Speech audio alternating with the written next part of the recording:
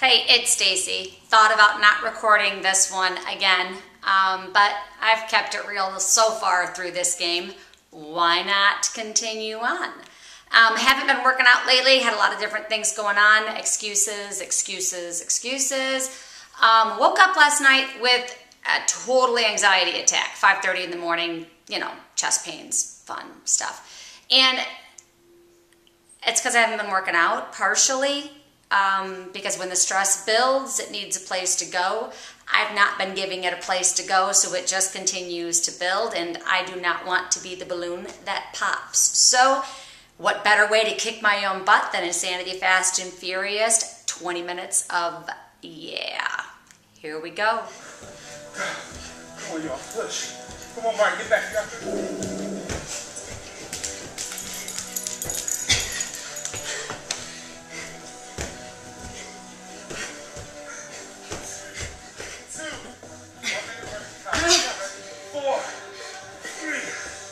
Faster, come on, push.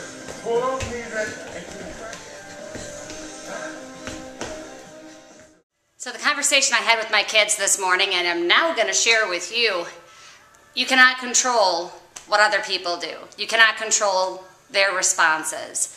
You can set boundaries. You can have reactions to their actions, but you can't control their actions.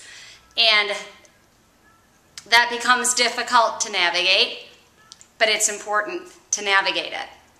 You need to be the friend you'd like to be, but also let others know where your limits are, how they can treat you and still be around you.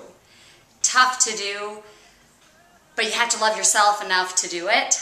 And please let me encourage you to find a way to do that. Tough conversations could be ahead, possibly some friendships could be lost, but seriously, were they that good of friendships to begin with if they can't respect you in the way you need to be respected? Something to think about. Leave me your comments and your feedback. Have a great day.